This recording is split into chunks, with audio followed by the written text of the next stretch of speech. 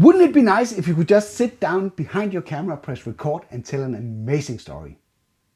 Like the one where I did a biological experiment with a security guard in Russia to see how much vodka he would drink before he was so pissed that he wouldn't take any more.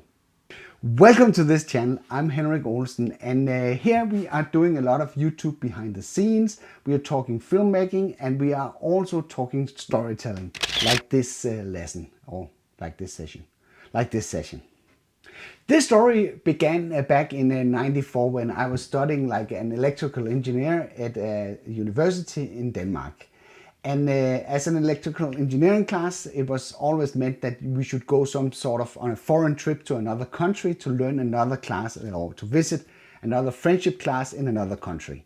And we got the chance to go to Moscow in 1994. And this was a very exciting time. There was a lot of stuff and changes going on over there. So the trip was almost not happening, but at last minute we got a chance to get over there.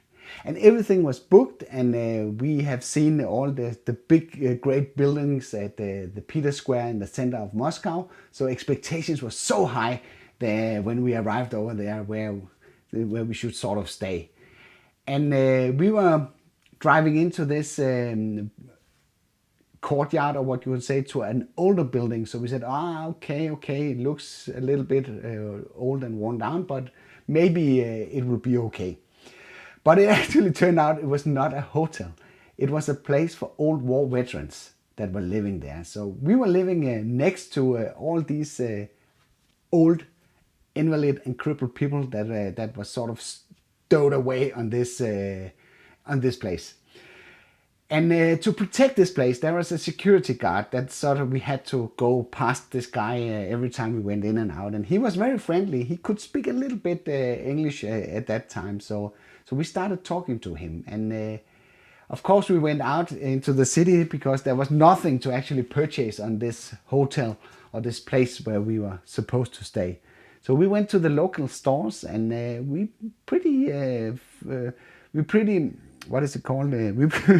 found out very fast that there was two things that were really cheap in Russia, and one of them was vodka.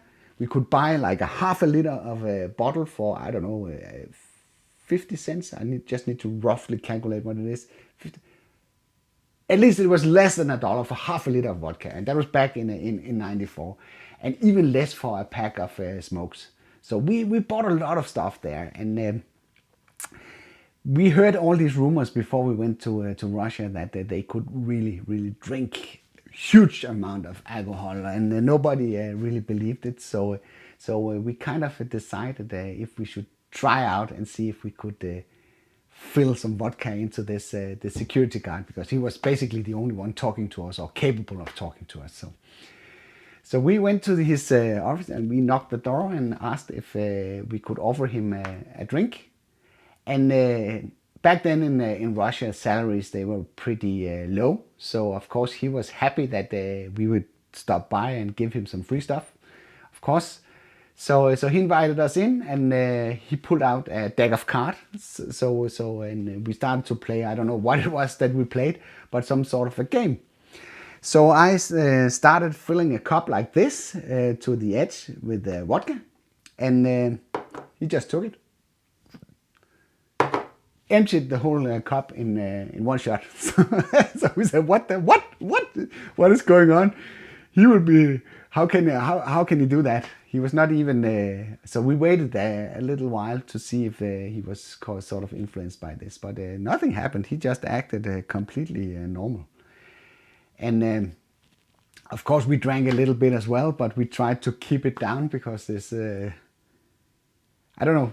It was amazing that he just pulled down this cup of vodka in one shot.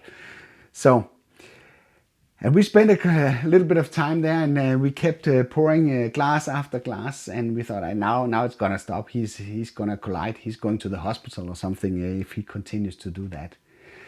But then we reached to a point where we were actually getting pretty drunk. So we had to finish this up. So we gave him a little bit extra, and it was crazy. He reached 7 like this before he said stop. And I'm pretty sure that he was, at least he was pretty good at hiding it.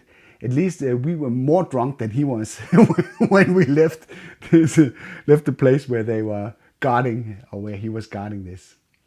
So that was pretty amazing. I still remember this incident, and this was just one of many stories from that trip. It was maybe not the best holiday I had, but it was one of the most strange trips that I ever been on, because everything was so completely different in Russia at that time compared to what we experienced. There was only one McDonald's at when we were there, and that was in the middle of the St. Peter Square.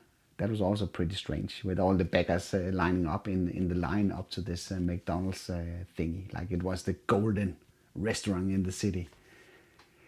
It was that trip was pretty amazing, and I could tell a lot of stories about what we experienced during that trip, like visiting the oldest nuclear plant in the history. They actually have one that is older. I don't know if it's running now. They have a nuclear plant that is that was supposed to be the oldest reactor in the world, because the one that was on US soil was turned off for some reason. We went to see an old plane scrapyard with a lot of old warplanes that we were investigating, and the class that we had to visit a friendship class over there, and they were working on an aviation school. There was also some pretty crazy stories about that. We had some really fun time with this friendship class over there. So this was a story from me going to Russia, and it's a real life story. I experienced it by myself. So let me know if you found this story interesting. I'll probably try to. This is the first attempt to sort of tell a story in front of a camera. So let me know how you think that went. I'll probably do a few more. I can choose different topics to cover. It's actually a lot more difficult to sit in front of a camera to tell a story than it seems. But this is a skill, as said earlier here on the channel, that I really want to improve. So there's no way around getting some practice and getting yourself out there, sort of sharing some of the stories. And why not share something that I found interesting experiencing during my life. I hope you like the story and you want to hear more, and I hope that you want to subscribe to the channel so you get notified every time I post new stuff here. Thank you for stopping by, and I'll be seeing you on the next one.